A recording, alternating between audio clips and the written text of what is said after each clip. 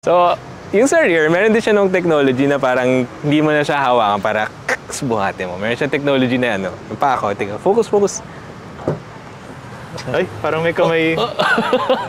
Joke lang, manual siya. I guess, guys, may kwento rin kasi itong Vios unit na na-review natin. Hindi siya Vios. Ay! Sorry.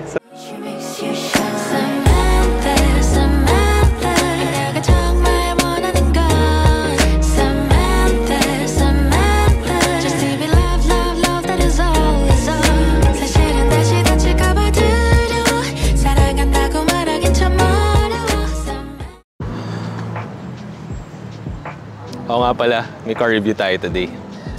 So today we'll be reviewing this vehicle, itong Toyota Wigo 1.0.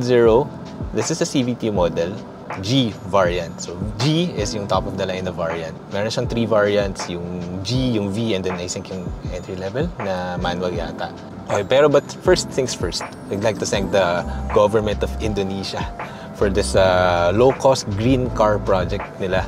Basically, yung gustong gawin ng government nila is mag-produce ng small vehicle na from 1.2 below, kaya niya mag-run ng 92 octane. So, because of that project, that regulation na ginawa nila, which removes luxury tax sa lahat ng mga low-cost vehicles na ganito, because of that, nagka-production ng mga vehicles like this one. So, they realized na maganda siyang project. So, it anchored lots of vehicles at the same time.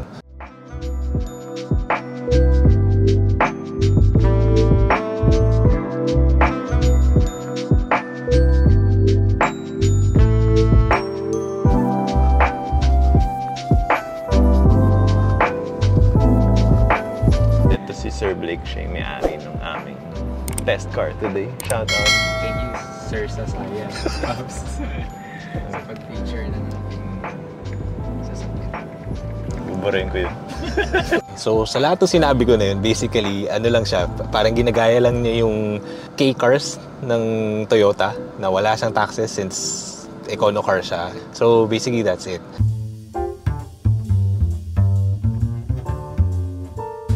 Left, right tayo ulit. So, left, of course, this is, like yung first gen. Plastic. But, somehow, what I feel here is, medyo muffled na siya. May mga sound deadening materials na siya. Kasi yung first gen, talagang, kasing parang yung Veloz, yung tunog talagang plastic. Hollow. Hollow talaga. Ang ganda na, oh. Muffled na siya, oh.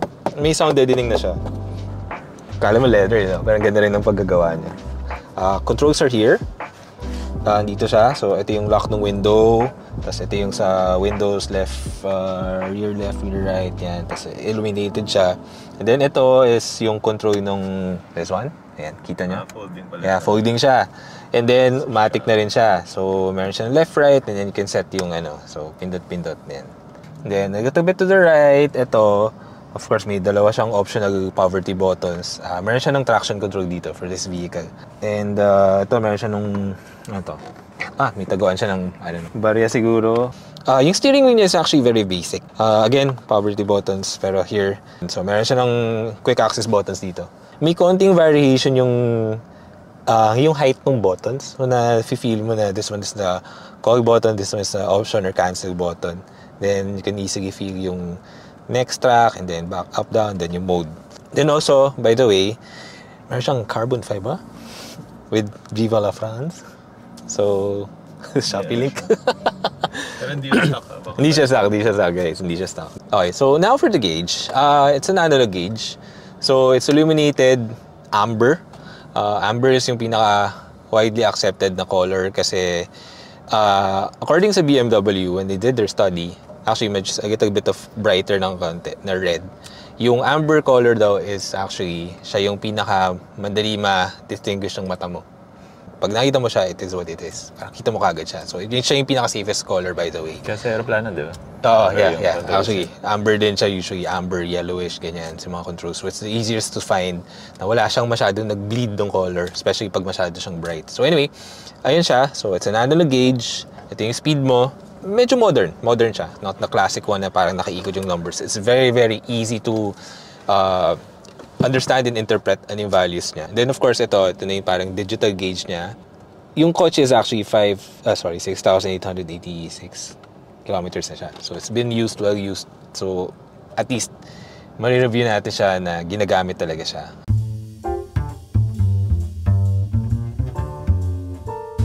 This is actually something new, something unique sa Generation 2. Kasi the first gen, parang maliit lang siya eh. Tapos ito, parang tablet display na siya. Aside from it's connected dito sa steering wheel, marami na rin siyang functions. So, from here, what you can see, meron siya nung, tama? Apple CarPlay? Apple CarPlay. Oh shit, may iPod. May iPod. Buhay pa rin yung iPod. Kaya niya, may iPod support siya. Shit. That's yan, audio off. I guess yan, Bluetooth audio if you're connected. Radio, USB yun, I guess. Pinasukan mo siya, like, you can play audio music. And I think this also has yung Android Auto. Android Auto, tama. Okay, so, aside from yung features nito, like for the infotainment, meron din siya ng mga practical uses. So, like for example, meron siya nung dito rin lumalabas yung backup camera.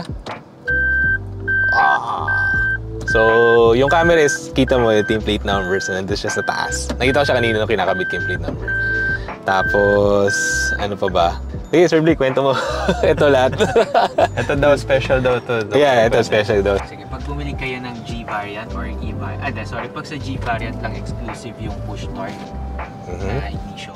Yeah, push start. Tapos yung sa AC naman is pang digital siya. Exclusive siya sa top of the line lang. Nga, no? Kasi yung iba knobs eh. Yung yes, version siya, knobs yung siya. E and J variant. Tapos ito, exclusive lang din sa E and G variant yung infotainment system natin. Pag sa manual, hindi ganyan. Parang tablet style nga siya, Stig. Hindi niya yung parang nakabaon lang na ganun. Then yung built-in dashcam ng Toyota. Oh yeah, this one. For E and G variant lang siya. May kasama na siyang memory card. Oh, Stig. Umilaw yung Toyota. So protected ka na kagad, di mo na kailangan gumastos for the dashcam. Stig, so built-in na siya lahat. Yung mga parking sensors sa G variant lang din siya exclusive. So kompleto na siya. Stock yung Part. sensors. Yes, yung mga sensors. Okay, so yun na nga yung trim na to. So ito na yung top of the line. Kasing kumpleto na talaga siya. I think sobrang all the bells and whistles of the modern car. Nice. Tapos additional thing about yung sa G variant is that yung again going back dito sa infotainment. Yung G variant lang yung may 4-speaker setup. So meron kang dalawa sa harap, meron kang dalawa sa likod. Yung mga lower variants, wala, dalawa lang sa harap. So bitin. Ikaw magkakabit. Ikaw magkakabit yun. Hopefully may abang siya na wiring. Pero kung wala, sorry.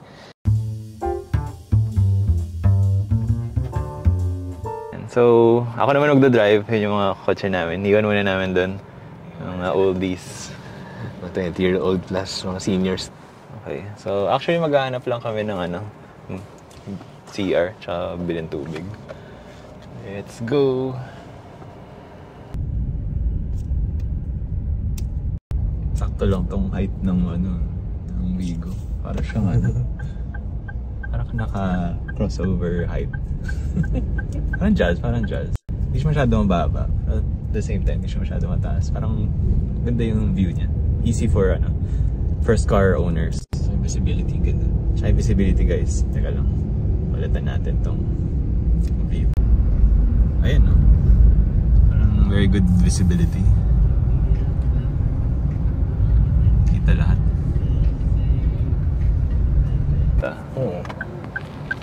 Ganda ng tunog niya. Sorry, coming from yung 99 Civic ko. Yung tunog na to socially. Fancy. Sa EK parang 90s na 90s yun. Rinig na rinig may relay. Ayun yung CR. Ayun. Ayan. 1 hour later. Okay na. Ayan, so naka-CR na tayo. Nag-wash ako ng hands. Steering wheel naman ni Mr. Blake yan eh. Alcohol pa ako, okay na. Ito talaga yung entry-level Toyota, I think, no? I think ito yung cheapest Toyota. Hindi na Vios eh. Ito na eh. Alis i-count mo yung light ace, pero mahal din natin yung light ace. Pagtrabaho na kasi yun, pang ano yun eh. Utility vehicle na yata siya eh. Pang business yun eh. Side note, nakakita ko ng mga light ace na naka-setup, naka-mags. Parang, ganda rin. I think ang gusto ko lang sabihin din during this test drive is Of course, lahat ng mga kukuha ng Wigo, majority will be first-time car buyers. So, ito yung mga college students, mga young working force, yung mga bagong second job, third job, or minsan regalo ng parents, yung iba, swerte. So, yun, mga ganun. Sana all. Sana all. Marami na ng competition yung Wigo. So, before, I think, nung nilaunch lang ng Toyota noong 2014, no-brainer. Gusto mo ng new car, first car, Wigo. Ano ba yung choices mo, di ba? Either mag-Korean ka, Mirage 2012. or Mirage 2012. Mayroon pa ba dati? Mga Hyundai na Ayo or Accent? Oh, yun, either mag-Hyundai ka. Pero I think during that time, to be fair, yung Kia Hyundai, hindi pa sila like yung today na parang, okay yan. Yeah. Dati medyo may doubts pa eh. But today, ang dami ng kalaban ng Wigo. Pasok mo pa dyan lahat ng EVs, yung mga cheap EVs na dinadala ng mga China brands. Ice cream. Yun, yung Jetor ice cream. At saka yung parang may mga clones pa siya na cherry. Hindi ko na naiintindihan din. So anyway, the point is, marami ng competition for an entry level or first car. Hindi naman ako magle-lecture sa inyo na mag-cheap China EV kayo or mag-Japanese brand na, Japanese model na entry level. Ang gusto ko lang sabihin is, consider nyo na lang yung pros and cons of each. Of course, meron ding pros ang getting a China na EV kasi it's gonna be cheaper sa gas. Ang downside lang is, of course, kukunin mo siya sa isang brand na never pa na-test or to be fair, tested siya sa China. Pero dito sa Philippines, syempre, iba yung service. Like, iba yung Pinoy yung kausap mo, yung nagdala dito ng brand yung kausap mo, yung mga ganong nuances. Yun, I think it's a tough subject to talk about kasi pros and cons talaga siya. Kung ikaw naman yung type na papalitan mo yung kotse mo every 3 years, hindi mag-EV ka na. Hindi mo na problema yung battery na nagde-degrade. Problema na ng next customer yun.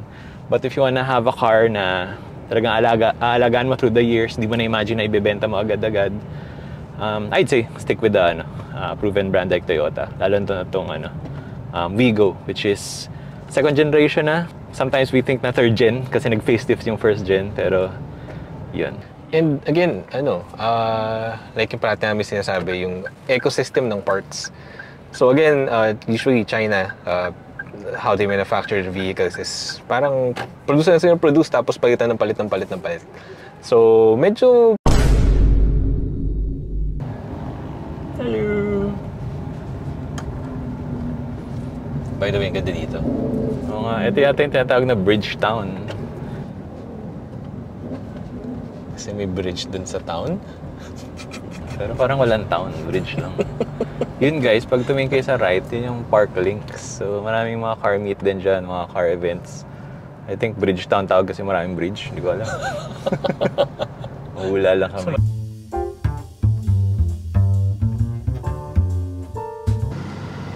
Okay, so right now we're here sa rear. One thing notable dito is that, of course, upo ako. Very spacious.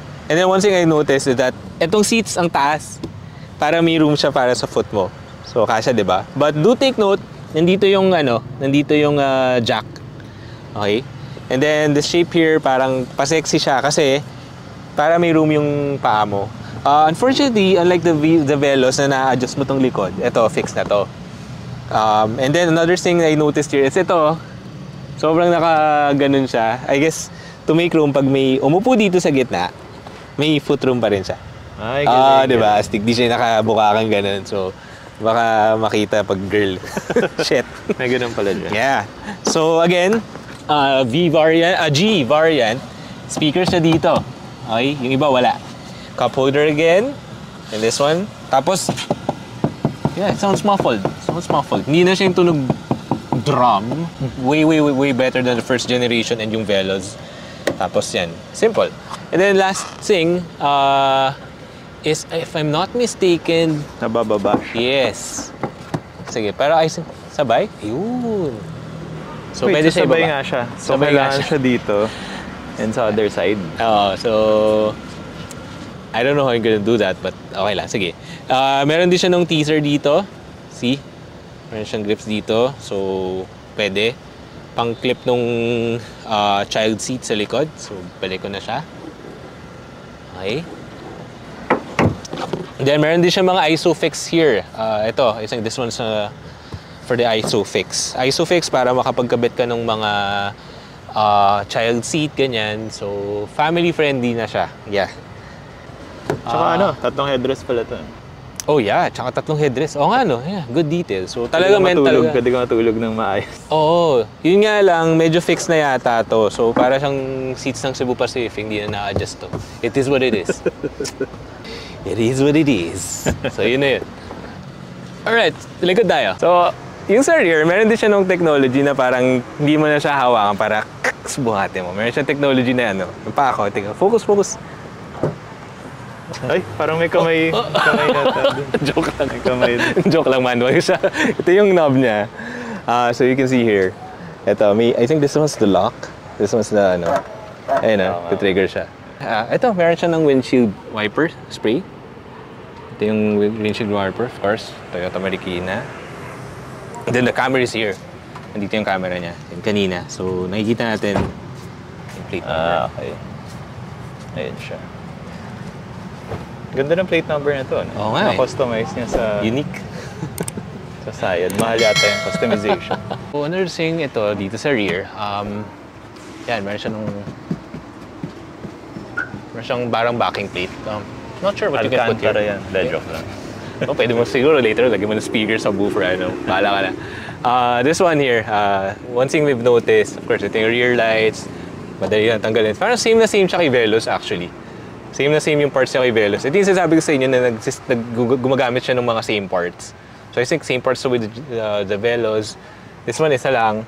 And I think from what I heard, this one parang nagbabounce-bounce siya when you're using it during driving. The rear, ito, medyo kita siya. Daming gamit. Na lang natin yung yeah. Pero kita nyo, it's decent naman. Very spacious. So you can put lots of stuff. May box pa siya, may shoes. So parang pwede siya yung tambak lang ng tambak. And then you have this cover, so while it's closed, hindi makikita. Yun, the normal, ganyan. Also, one thing we've noticed here is, again, parang, ano siya, way of reducing the manufacturing cost is, yung seal na to, normally for some cars, mumold mo yung seal na to according dun sa kotse. For this one, what we noticed, nakita namin may cut siya dito.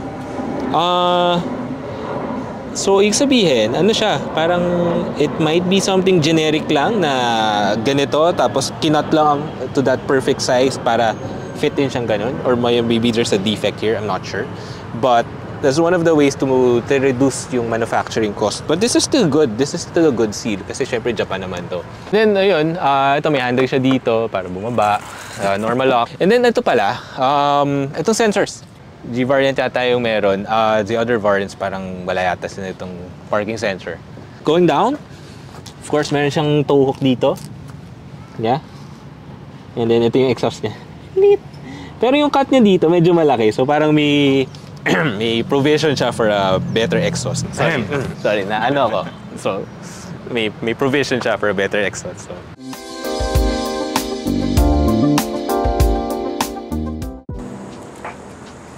Okay, so thank you, Pasig City Hall.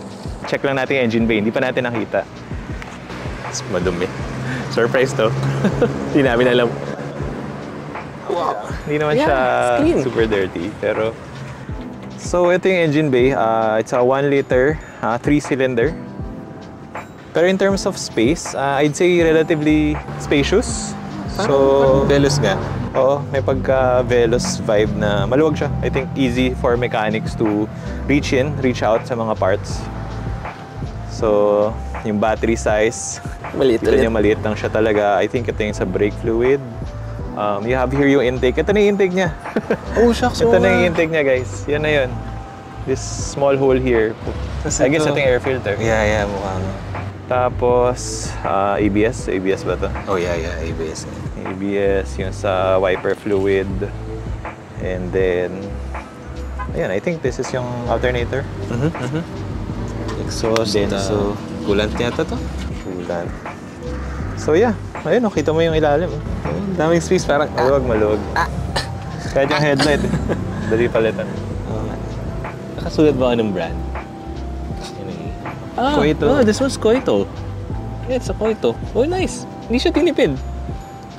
Well, kasi this one, napansin nga ni Miguel, ano siya? LED siya. Oo.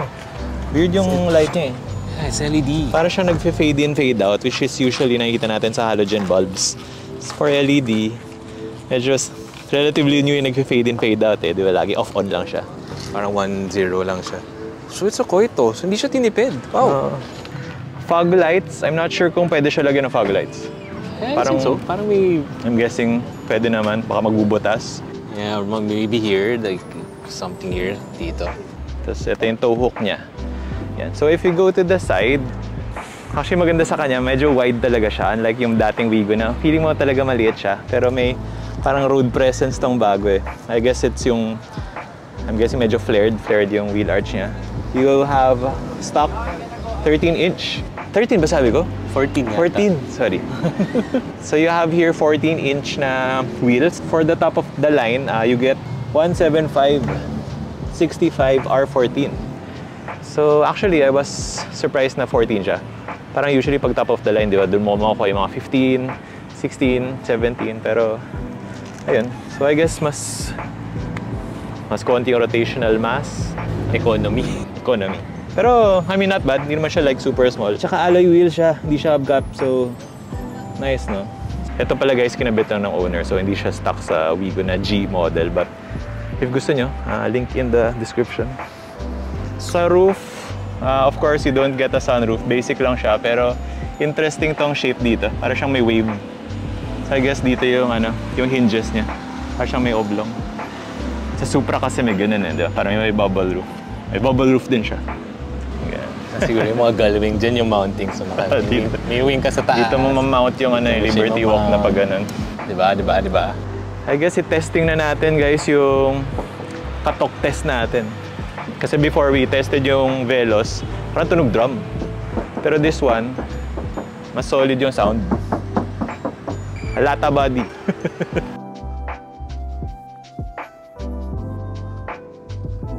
So, question, sa side ba siya? Sa side ba, Paps?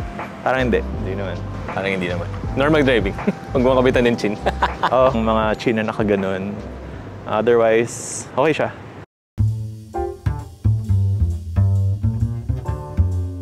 May special story din tong Wigo unit na na-review namin. So, binaha rin tong unit, guys. Binaha siya on one of those mga, di ba? Lately, ang dami nating ulan, tapos random baha, biglang lulubog yung mga kotse. So, actually, naging victim siya ng baha. But as you see, nung pinapanood niyo yung video, walang issues, walang check engine light, walang ganun.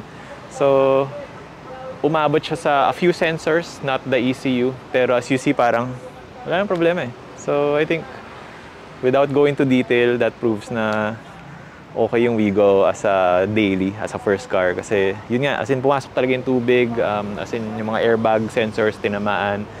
But, wala, I mean, okay pa rin siya, guys. Kung hindi ko nga kinento yun, hindi nga obvious na flooded car. Pero yun, at saka ingat na lang guys sa mga random ba. Make sure aware kayo sa nyo iniwan yung mga cars niyo.